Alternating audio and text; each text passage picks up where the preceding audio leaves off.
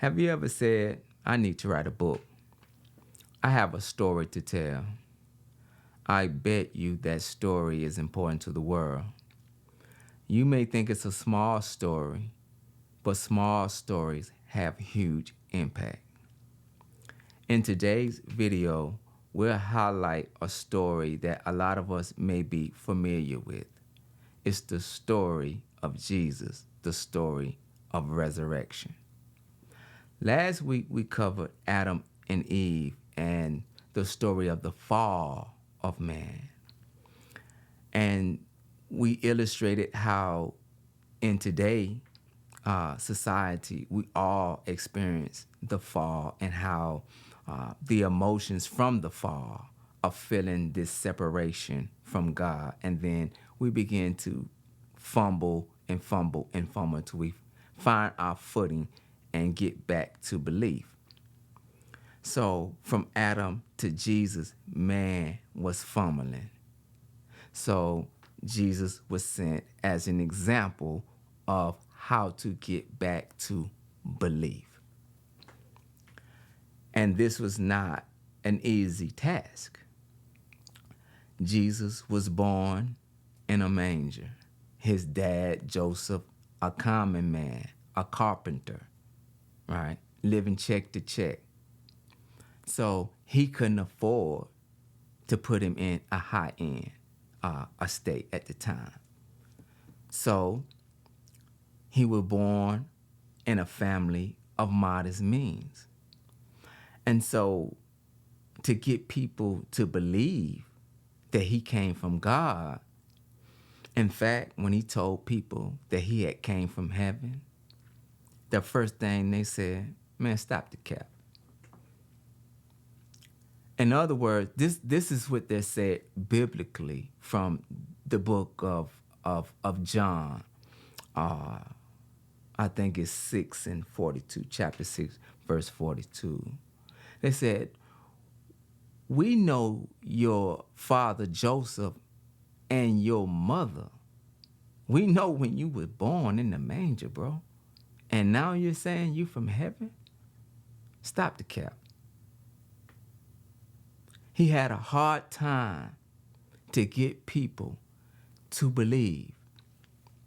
So he started to perform miracles, healing the blind, raising the dead, turning water into wine, right? Trying to get people to believe, because your belief is the most important thing. Without your belief, that's what causes the fall. Just like in our everyday life. The moment we start to doubt, we doubt the mission that we're on. We doubt because we lose something. We may lose a job, a relationship, or whatever it may be. And we start to doubt ourselves. Disbelief. Disbelief of who we are before this fall, right? And who we have to get back to. And it's going to take belief to get us there. And once we get the belief back, now we're resurrected, right?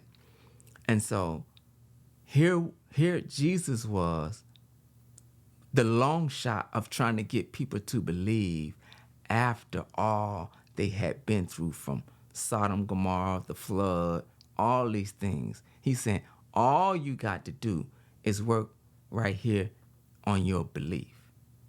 And so there were people that would come to him and say, man, I got someone sick in my home. You don't even have to come. Just say it, and that's good enough for me. Oh man, that is great faith. That is great belief. That's the belief we're talking about. If you get back to that, we're good. So, like any human, you come, you start your mission, right? Many of us have been baptized when we were kids to get into a state of belief, right? We go to say, I am a believer, right? I believe that God is with me.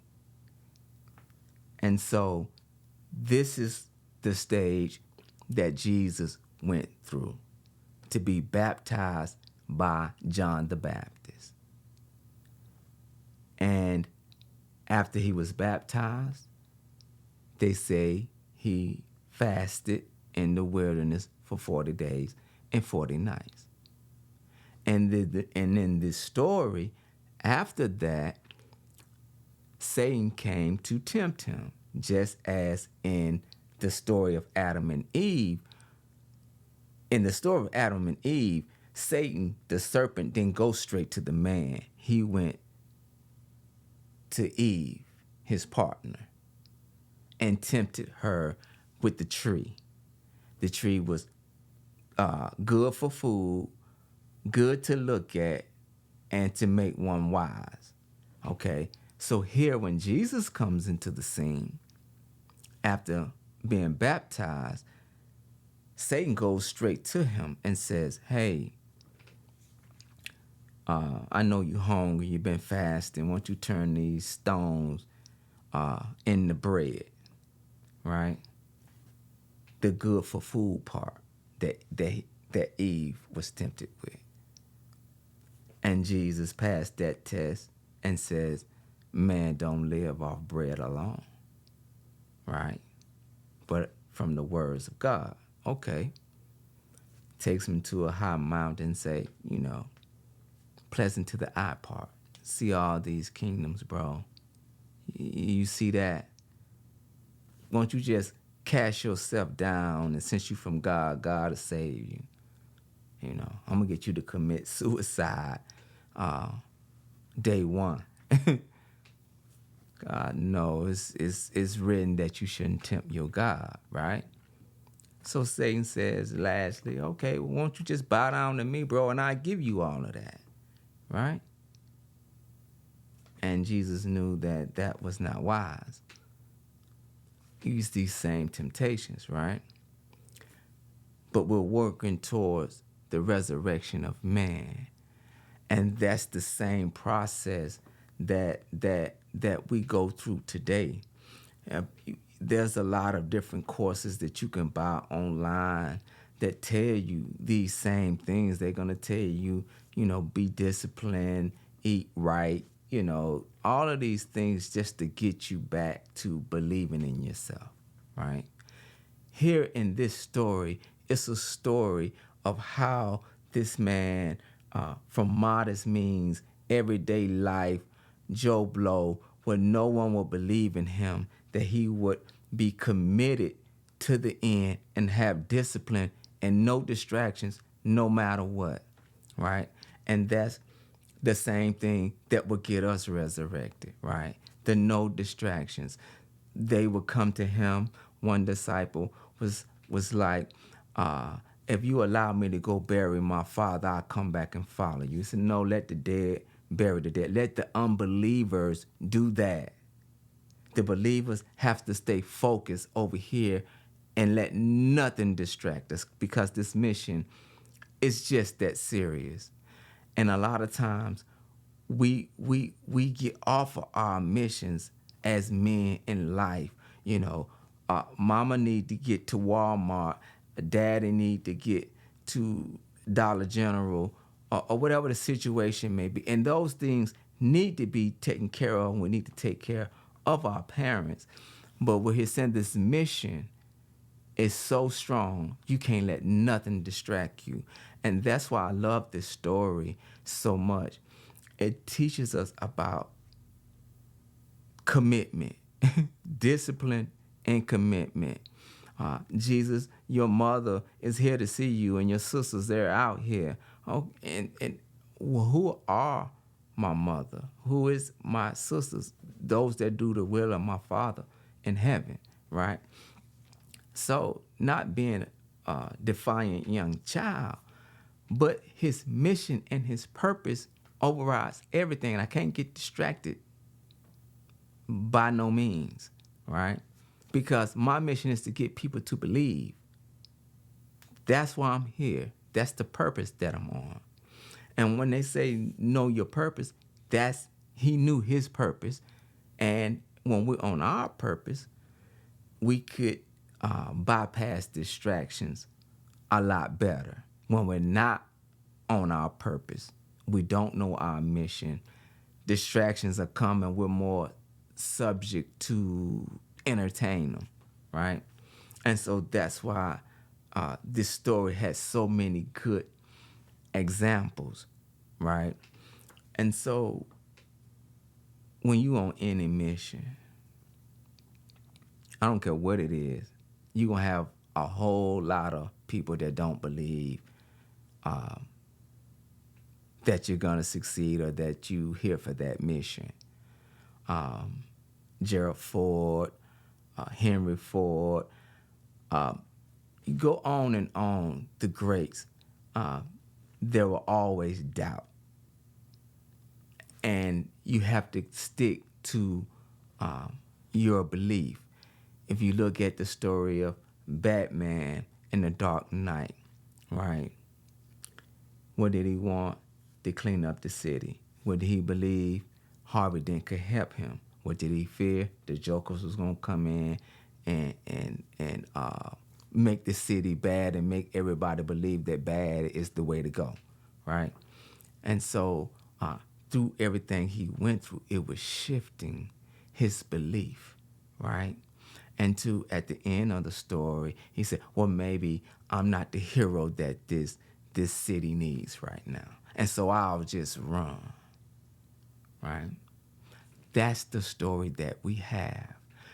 We'll go through things, we'll fall, and we'll fumble, and then we'll start to disbelieve. We'll begin to have doubt. Are we really here for this purpose, right? Am I truly a man, the man that I set out to be?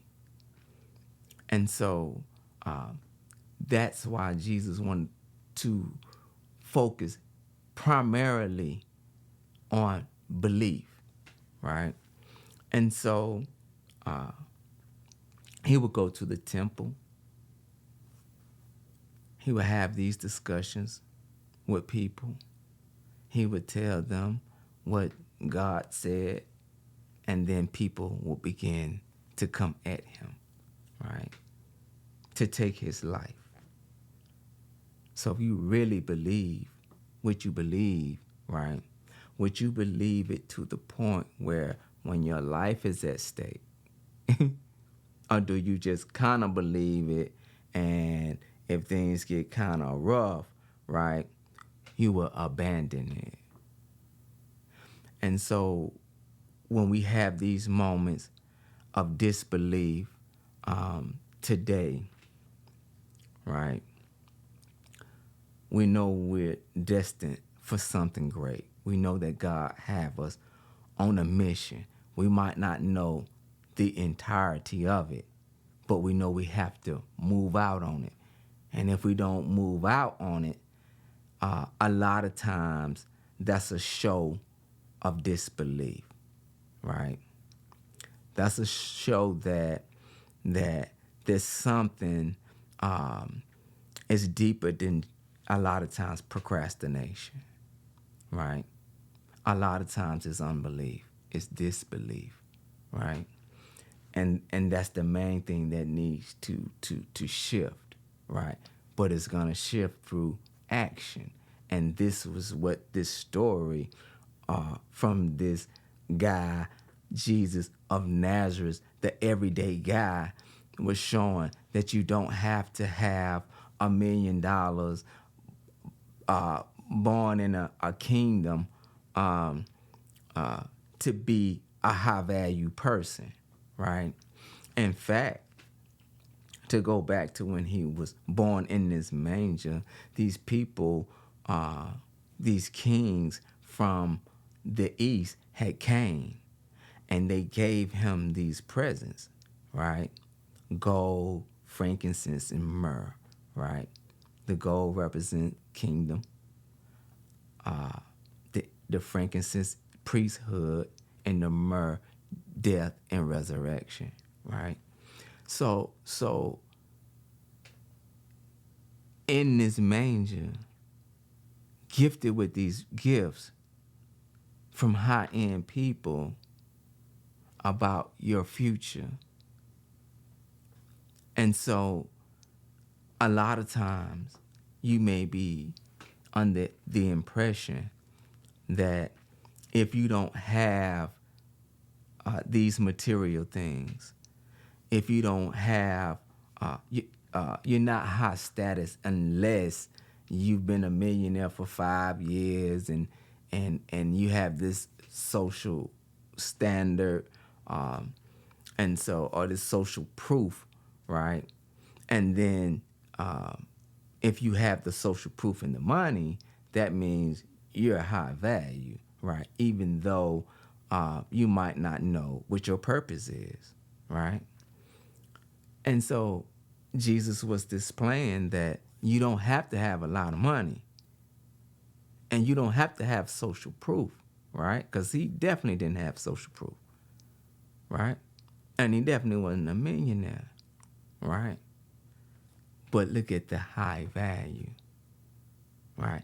A man that believed so much in his mission to get man to believe that he will go all the way to the cross, right? He will go all the way from overturning the tables at the temple and the chief priest in a discussion with the chief priest that you're making my father's house a den of thieves, right? To the chief priest saying, we don't want Jesus to be released from prison. We want Barnabas, the known murderer. So now, Jesus, go to the cross for what you believe, right?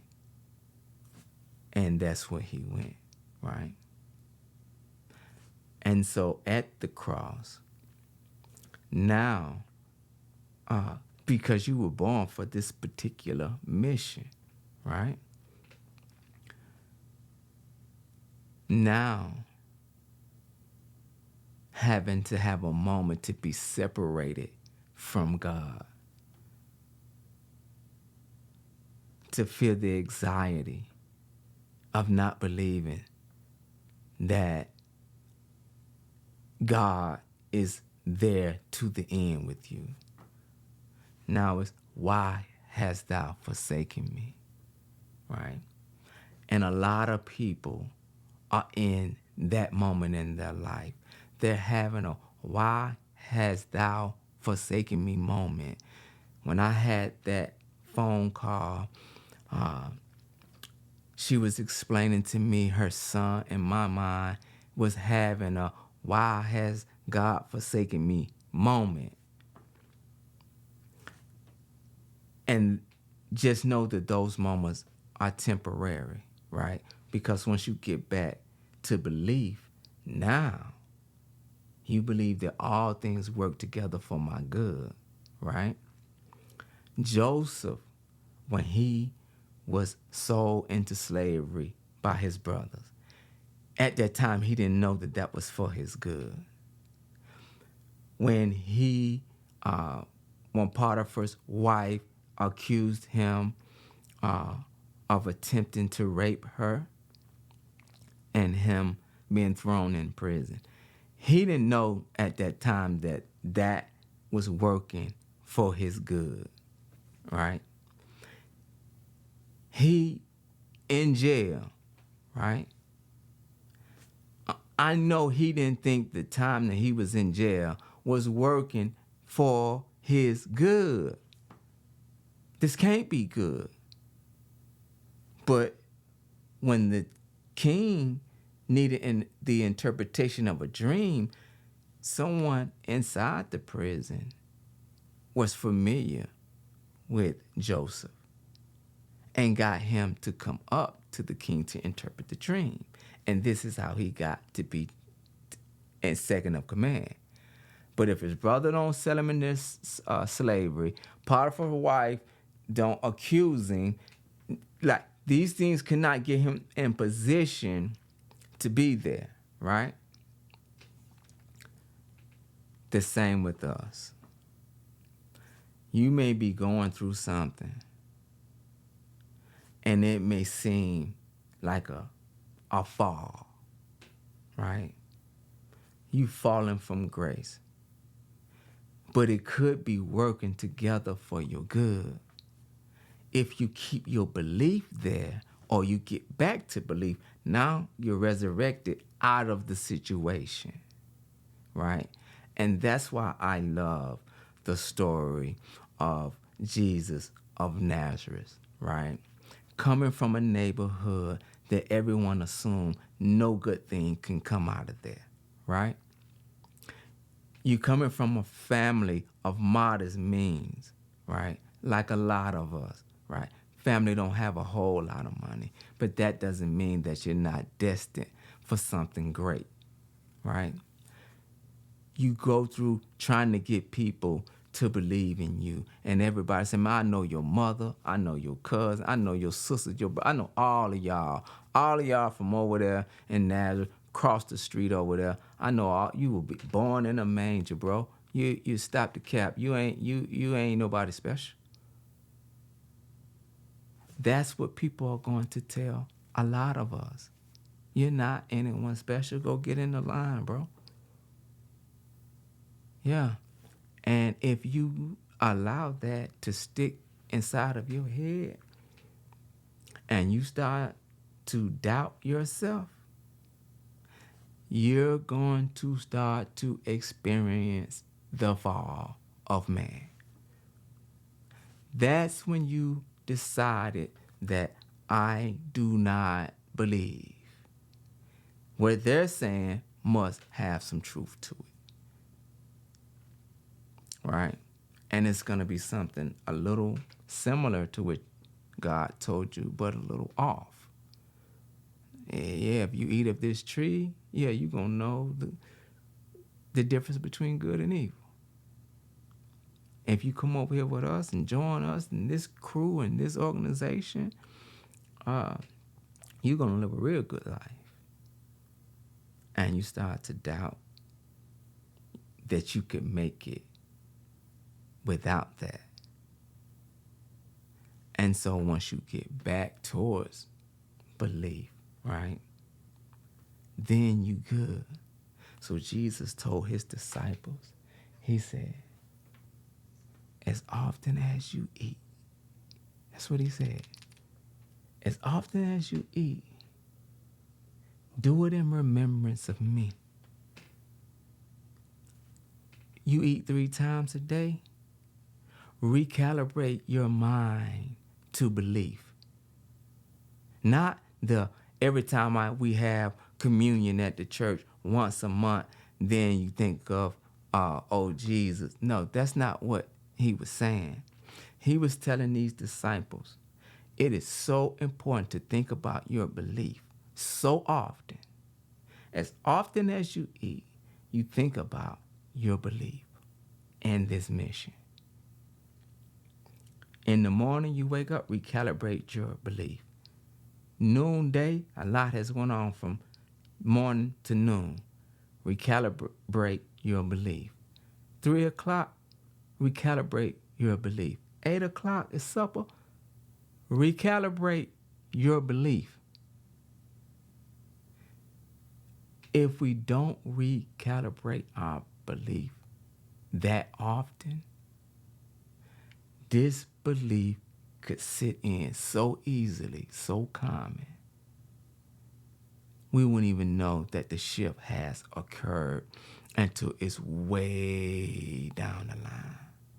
The current has just moved us away, and we just so deep in that water, so far gone, bro. Now it's hard to imagine how we're gonna get back, right? And that's when we start to try different things. We start to try to substitute the way. We start to believe that I'm not gonna make it. So the whole point is, let's work on our belief, man. And that belief can resurrect us out of our circumstances.